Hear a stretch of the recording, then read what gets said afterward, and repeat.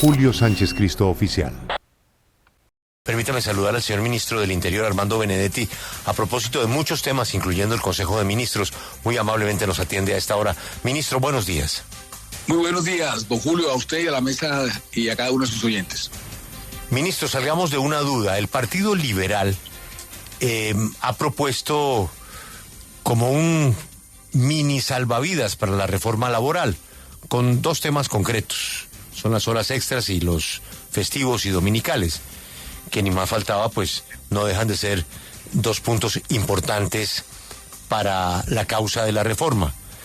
Pero a mí no me queda claro que con eso, como piensa el expresidente César Gaviria, se acabó la consulta popular. Consulta, como usted dice, va porque va, con esos dos puntos o sin esos dos puntos. Sí, Julio, de acuerdo, la consulta va sí o sí. Primero, desde el principio, cuando lo presentó el Partido Liberal, yo dije que estaba de acuerdo con esa propuesta. Si esa propuesta logra un entendimiento con el presidente Petro, con el gobierno, sobre los diferentes puntos que se están presentando en la consulta y que se presentaron en la reforma laboral, entonces estaríamos de acuerdo todos en que ese proyecto siga andando. Pero mientras tanto, se va a seguir presentando las preguntas después de Semana Santa. Muy seguramente será el lunes o martes después de Semana Santa. Se presentarán las preguntas al Senado y ahí usted sabe que tendremos un mes para entonces nosotros debatirlo como si fuera una proposición. Pero, ministro, si se arregla la reforma laboral, si se logran superar los obstáculos que ha tenido y el gobierno llega a un acuerdo, bueno, usted que es el que está manejando el Congreso, para que avance la reforma laboral, ¿hay necesidad de todas maneras de consulta? Sí, Julio, habría necesidad de consulta porque tal y cual como lo está presentando el Partido Liberal está muy lejos. O sea, lo único que está recogiendo es el pago de los dominicales y el otro punto es las horas extras, pero a partir de las 7 de la noche. Por eso le insisto, faltan muchísimos puntos para que nosotros lleguemos a un acuerdo. Ministro, la elaboración de las preguntas, ese recorrido es tormentoso porque usted sabe que este es el país lleno de gente con ideas. Todo el mundo va a tener una idea para ese cuestionario. Todos vamos a opinar. Ese camino llega a un momento en que tiene que necesariamente tener una fecha límite e ir al Congreso. Si por alguna circunstancia hay problemas con el cuestionario, entonces el gobierno dice, pues van estas preguntas, punto. Va al Congreso y el Congreso dice no a la consulta popular, ¿de todas maneras habrá consulta? A ver, Julio, lo que mucha gente no ha entendido hasta ahora, y no tiene que ver con su pregunta, pero sí tiene que ver en algo, no se pronuncia, no toma una decisión. El presidente de la República, con sus ministros, puede convocar a elecciones en los siguientes 3 meses, al mes de que se presentó. En este caso, supongamos que si se presentan las preguntas el 21 o 22 de abril, las preguntas tienen que estar aprobadas hasta el 21 o 22 de mayo, y entonces serían los siguientes 3 meses en las elecciones, que sería junio, julio y agosto. Hasta el 21 de agosto se pudieran hacer las elecciones. Ese es el cronograma que yo le puedo pintar desde ahora. Usted, como pocos, sabe de la mecánica electoral.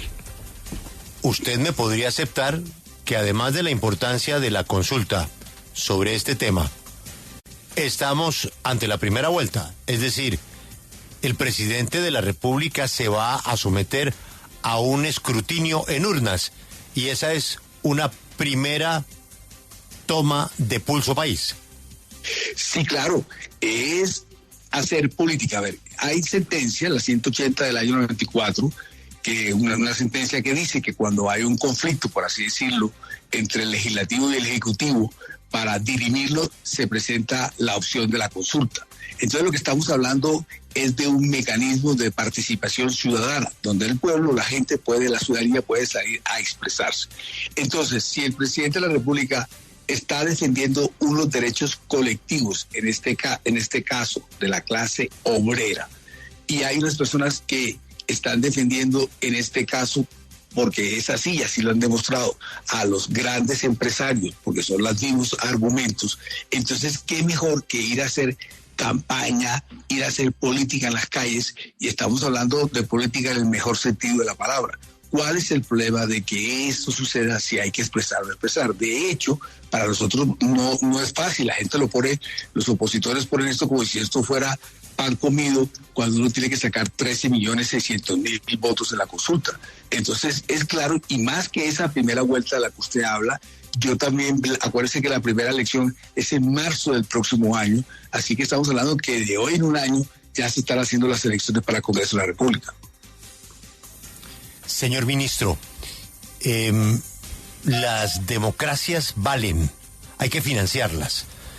Hay quienes no aceptan el argumento de que meterle 800.000 millones de pesos a una pregunta de la reforma laboral, ¿vale o no vale la pena? Pues por supuesto que las consultas valen la pena. Y eso es precisamente parte del privilegio de tener una constitución que nos da esas herramientas. Pero, ministro, no tenemos plata. Usted ayer en ese Consejo de Ministros vio que el gobierno está colgado en el pago de la energía, está colgado en el pago de la salud, está colgado en el pago de la educación, está colgado porque, pues, ha hecho lo que ha podido y el recaudo no ha llegado a su aspiración. Es decir, en un gobierno que no hay plata, no hay un escenario posible para que el gobierno diga, a menos de que pase esto, nos ahorramos los 800.000. Un paréntesis, Julio. ¿Recuerda usted que la ley de financiamiento que se hundió en diciembre, lo que pretendía recoger era entonces los recursos para pagar esos subsidios que hoy se deben, que el gobierno, entre otras cosas, ayer en el Consejo de Ministros dijo que los iba a pagar por abonos y que iba a titular la deuda con las empresas generadoras ante los bancos para que tengan la seguridad que se les va a pagar para que no sufra o no vaya a venir un apagón, como supuestamente se estaba diciendo en algunos corrillos y en algunos espacios. Entonces, lo que le quiero contestar también con esto es que en democracia no es como si fuera una fábrica de salchichas. Yo invierto esto para ver qué rédito me tiene lo que yo invertí. Entonces, la democracia, cualquier peso que usted le pueda meter a la democracia, siempre cualquier persona que sea amante de la democracia, le va a gustar que esto suceda siempre y cuando el pueblo se pueda expresar. Las dictaduras son mucho más baratas, pero también yo se la puedo poner al revés. ¿Cuántos billones de pesos ha dejado de recibir el pueblo colombiano por no tener esos derechos colectivos garantizados? ¿O cuántos billones de pesos por estar esclavizado esa clase obrera?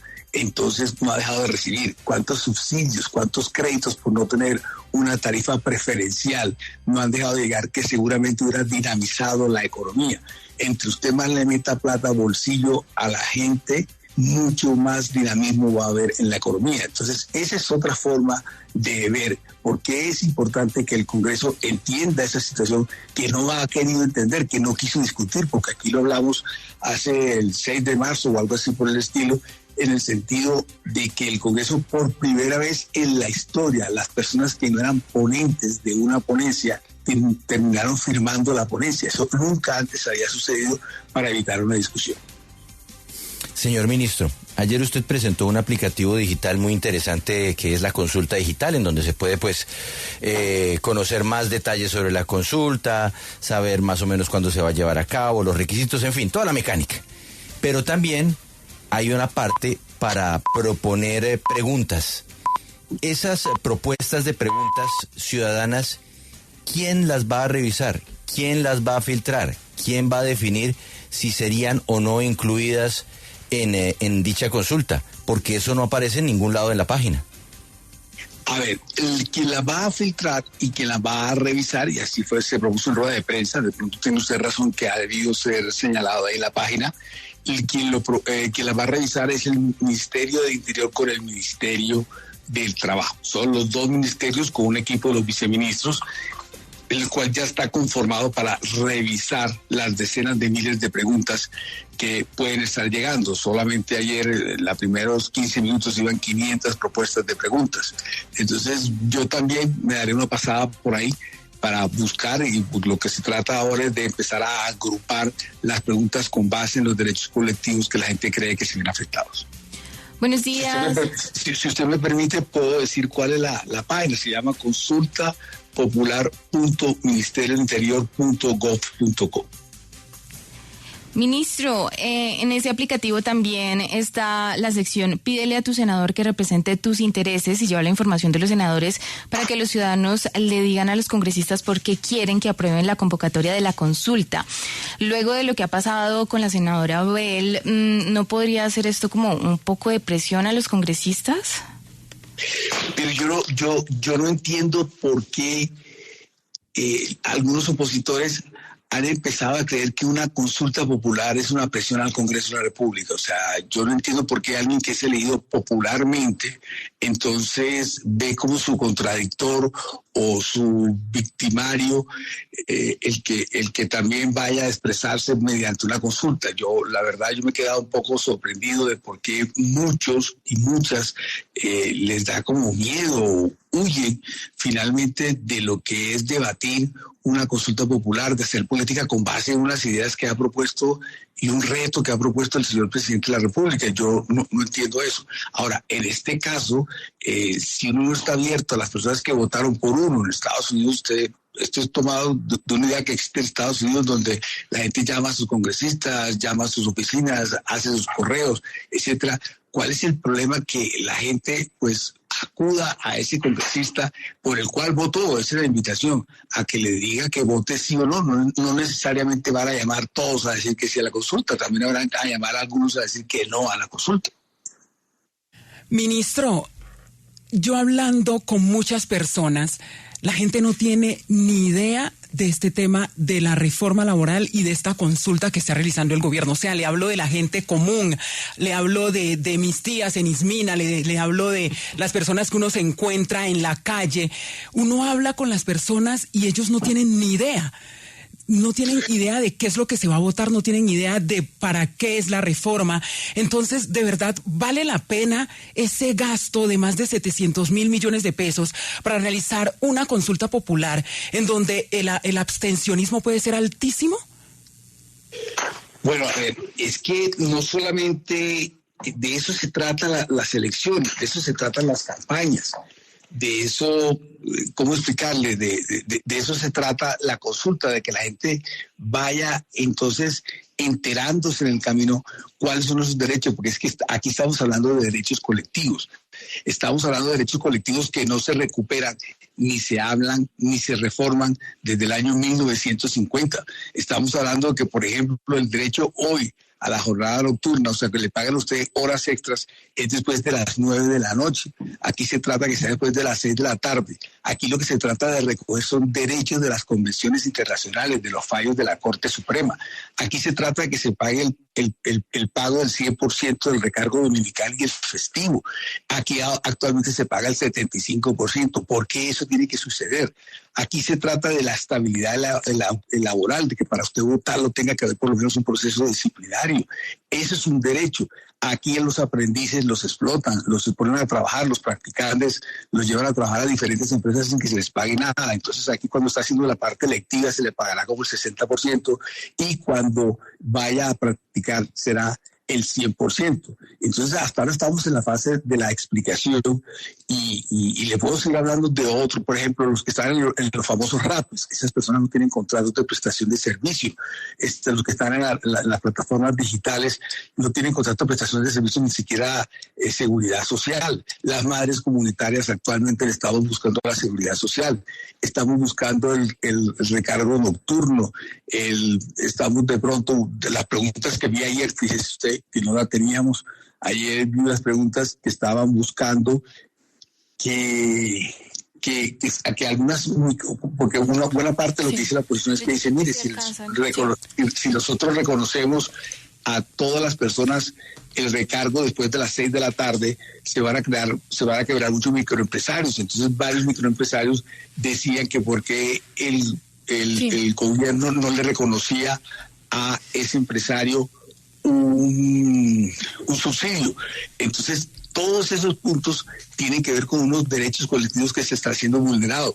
Y por 700 mil millones de pesos, que entre otras cosas yo no sé de dónde han sacado la cifra, porque oficialmente a mí nadie me ha dicho que cueste eso. Al principio me dijeron que 300.000. Sí, señor la oposición ministro. empezó hablando de 500.000 y después de 800.000.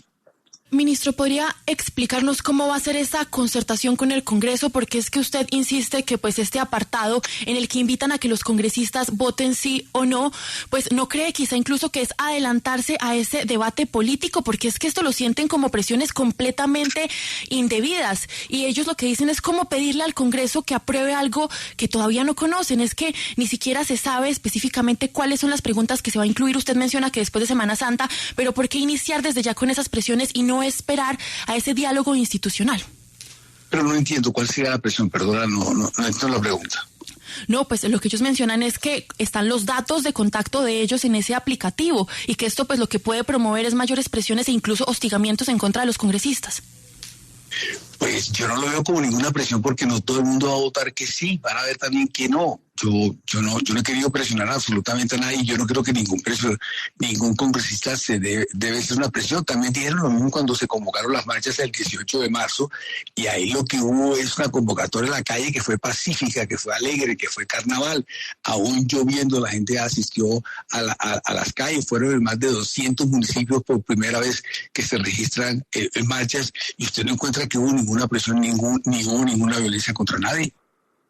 Sí, ministro, yo le quiero cambiar el tema para que hablemos de la Dirección de Asuntos Religiosos, porque se conoció pues el nombre del señor Richard Gamboa, que dice ser un rabino. Sin embargo, pues la comunidad judía no lo reconoce, y aquí en el reporte Coronel, y de hecho lo tuvimos en una entrevista, pues se reveló que el señor habría comprado su título por $150, pero además no tenía conocimiento de muchas cosas que debería tener conocimiento un rabino. Y yo le quiero preguntar, ¿por qué designar a una persona que causa tanta controversia y no a una persona que de verdad sea reconocida por alguna comunidad religiosa? Bueno, a ver, yo quisiera que si usted tiene o sabe a ciencia cierta, porque yo también he escuchado la versión de que él compró el título, el título académico, yo quisiera que me mostrara eso, porque eso lo han dicho, pero nadie se ha presentado realmente con la prueba de que así es. Ahora, que algunas personas tengan diferencias entre sí o no dentro de la misma religión, pudiéramos coleccionar, yo no sé, millones de ejemplos. Entonces, la historia además. Pero lo que le quiero significar es que, fuera de lo que me están diciendo el señor, aquí lo que ha habido una decisión del gobierno de que tiene que valorarse más la diferencia entre la religión y el Estado. Y a este señor tengo entendido que lo ataca porque él es sionista, así lo ha dicho todo el tiempo, y sionista es aquel que siempre ha procurado porque la religión del judaísmo tenga un Estado y una tierra santa, dicha desde la época de la Biblia, etcétera. Y este señor no cree en que el Estado y la religión deben tener esa comunión, y por lo tanto eso posiblemente hace creer a algunas personas del judaísmo que crean que él no es judío o es antisemita. Señor ministro, pero ahí sí, pues de la misma forma en que usted nos invitó a visitar la página de la consulta popular, pues yo le invito a que visite northernway.org/ordain, porque ahí está el portal en donde el hoy director de Relaciones con los grupos religiosos de su ministerio compró el título por $150. Es más, yo compré el título, yo ahora también soy rabino, gracias a este portal, y tengo exactamente el mismo diploma del director de Asuntos Religiosos, exactamente el mismo certificado de ordenación que entrega una organización en los Estados Unidos, que pone en su página de internet lo siguiente: Get ordained today, officiate a marriage tomorrow. Ordénese hoy y oficie mañana un matrimonio. Esa es la página donde salió el título de su director de Asuntos Religiosos. Bueno, a ver, perdóneme hablarle como voy a tratar de expresarme. Un líder religioso no se titula. Yo no conozco un cura que sea titulado de cura. Entonces yo lo que quiero significar es que para ser un líder religioso tiene que ver mucho más con un tema espiritual que realmente con un título desde este punto de vista. Yo lo que me refería a que si el título, o por así decirlo, el autodenominado el líder religioso, es o no es, me refería a que no tiene que tener ese título o tiene que tener esa denominación desde algún punto de vista. Pero, ministro, usted acaba de dar la clave.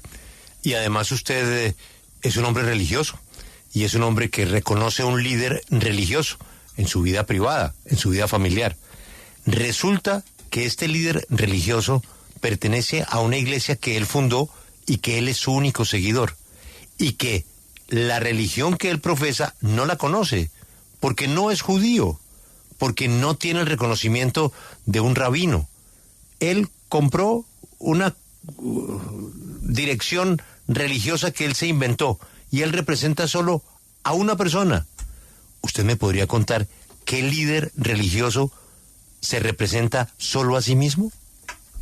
Julio, es difícil contestar como voy a contestar porque estoy metido un poco entre los palos, tendría que reconocerlo. Pero sigo contestando con base en la posición del gobierno y sigo contestando con base en lo que uno ha visto en la historia. Los líderes religiosos todos empezaron de esa forma. Todos empezaron creando su propia iglesia. Ahora, ¿cuántos seguidores tienen o no tienen? Yo no podría decirle. Yo soy católico, comulgo todos los domingos para sorpresa de muchos. A veces hasta algunos me miran hasta feo en la misa.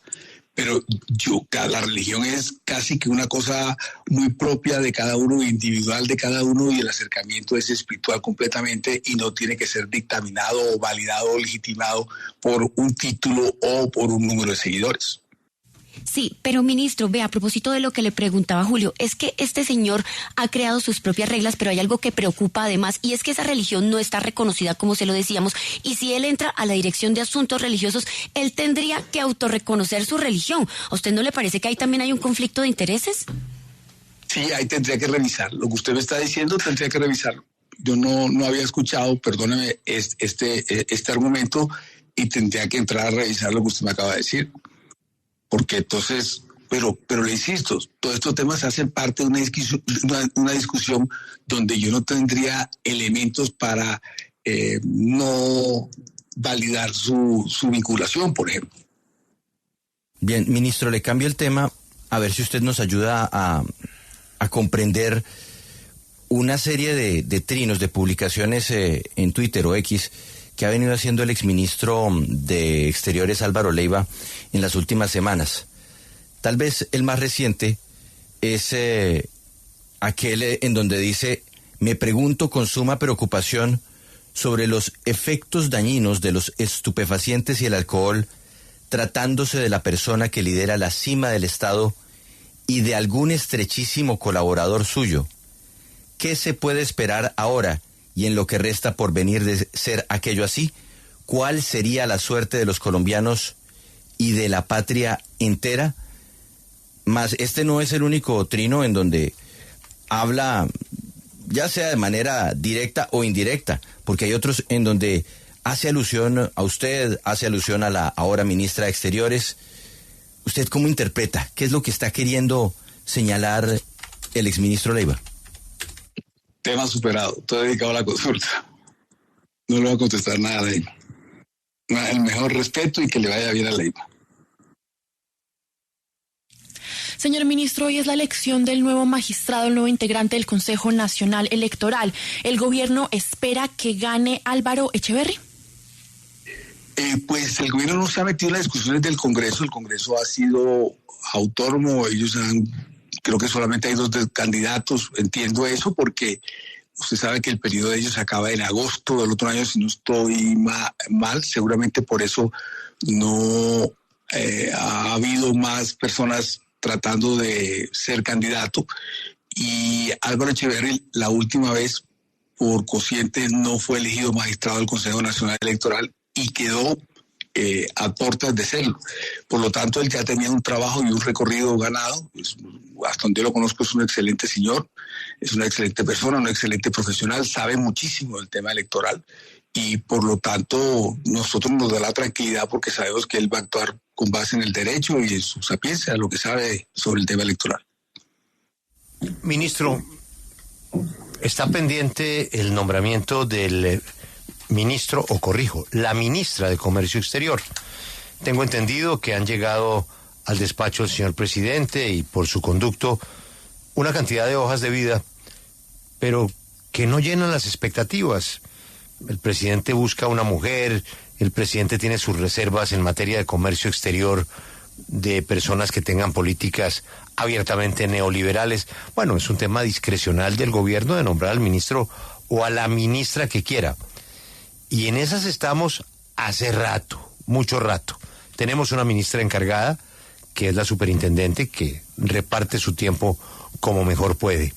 Pero quería preguntarle con esta nueva ficha que se movió en el ajedrez del Partido Liberal, ese ministerio estaba reservado para los liberales amigos, la bancada que vota con el gobierno.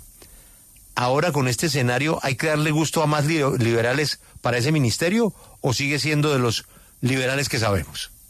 Pero yo le quitaría la palabra que de darle gusto. Si hubiera sido por darle gusto hace mucho tiempo, se hubiera tomado la decisión. Si se está evaluando unas hojas de vida es porque tienen que ver con que tenga que ver con la política de economía popular. ¿Qué es la economía popular? Que aquellos microempresarios y medioempresarios, los del calzado de Cúcuta, etcétera, sean capaces de exportar, y no solamente los grandes empresarios y no solamente ciertos productos. Eso es lo que ha buscado el señor presidente, y seguramente se ha demorado, por eso podríamos concordar en que se ha demorado en escoger a alguien, pero como usted también lo señaló, eso hace parte del fuero de él, y la doctora Sila Rusiski pues lo ha hecho bastante o demasiado bien, diría yo, para que no nos haga tanta falta un ministro de Comercio Exterior, y que actualmente, repito, la doctora Sila Rusiski es la que está realmente llevando las... Ayer creo que estuvo una reunión muy importante con los empresarios del país, y creo que le fue muy bien y puso las posiciones del gobierno bastante bien en lo que tiene que ver para todo este tema de los aranceles del 10% con Estados Unidos, con las exportaciones, y tengo entendido que los empresarios también tuvieron buen recibo y buen mensaje de parte de la ministra. Ministro, este gobierno volvió a presentar la reforma a la salud a la Comisión Séptima, donde pues se fracasó la laboral. ¿Usted cree y tiene esperanzas de que se dé el milagro y salga adelante esta reforma, o es simplemente puro trámite? A ver, no es que se haya presentado, sino que fue aprobado en la Cámara, fue aprobado el 6 de marzo, si no estoy mal, en la plenaria de la Cámara, después de casi permanecer como 3-4 meses de debate de la Cámara, y ahora llegó a la Comisión Séptima. La semana pasada, si no estoy mal, fue que nombraron ya los ponentes, que además otra cosa rara, ¿no? Se demoraron también en nombrar los ponentes, porque la ley quinta dice que al 15º día usted debe estar ya en el debate de la ley, y por lo tanto no había pasado así. Ya llegábamos a 33 días y no habían sido nombrados los ponentes. Ahora van a ser 4 mesas técnicas. Entonces parecería que a diferente de la reforma laboral, en la misma comisión, allá donde una vez se hundió un proyecto de ley donde todos firmaron sin haberse debatido, sin tener que firmar, aquí parecería que la estrategia fuera diferente, es demorar y demorar, pero aún así yo soy optimista, por lo que he hablado con varios congresistas de la Comisión Séptima del Senado, que sería para el tercer debate de la ley de salud, tal y cual como pasó con la laboral, que era el tercer debate. Entonces, encuentra usted que, vuelvo y le repito, yo soy bastante optimista con que este proyecto pueda tener buen suceso, o por lo menos se debata. Y esa es la última pregunta, no solamente por este proyecto, sino por otros proyectos. A los congresistas les fascina debatir. Los congresistas piden la palabra. El momento estelar se preocupan porque haya televisión. Hace parte de su oficio, de su ADN. ¿Cuál es el problema hoy para debatir? ¿Por qué hoy la política no es de debatir, sino al contrario, de no debatir? ¿A qué horas dimos esa reversa? Sí, Julio, yo me he hecho esa pregunta. Yo estuve año y medio, estuve casi 2 años por fuera del país, y parece que hubiera sido parlamentario hace como 20 años. Usted lo acaba de decir, a nosotros nos gusta debatir. Si usted revisa, el otro día recién llegado a ser ministro del Interior, yo estaba en la oficina viendo por televisión, porque me pongan los debates por YouTube o por televisión, y levantaron la plenaria del Senado a las 5 de la tarde. Entonces yo pregunté a la persona que estaba al lado, porque yo me distraje un momento, ¿qué pasó para que se haya levantado la plenaria? Y la persona me dijo, no, es que eso siempre, era un senador, es que siempre pasa a las 4 o 5 de la tarde, nosotros estamos desocupados. Y usted encuentra de que ni los proyectos de los mismos senadores avanzan. Es una cosa, para votar el orden del día se pueden gastar entre 3 horas y 4 horas en algunas comisiones. Entonces, yo no estoy diciendo que sea bueno o malo, pero a lo que se estilaba antes, a lo que era antes el Congreso de la República, no queda ni absolutamente sombra. Yo me acuerdo cuando fui presidente del Congreso, yo ponía los temas más álgidos, así le molestaba al mismo presidente Santos en ese momento, para que hubiera debate, para que hubieran cámaras, para que hubiera acción, para que la gente se sacara las vestiduras, para que todo el mundo sacara sus ideas, etcétera, y hubiera ese debate y esa confrontación sana desde el punto de vista de la mejor forma.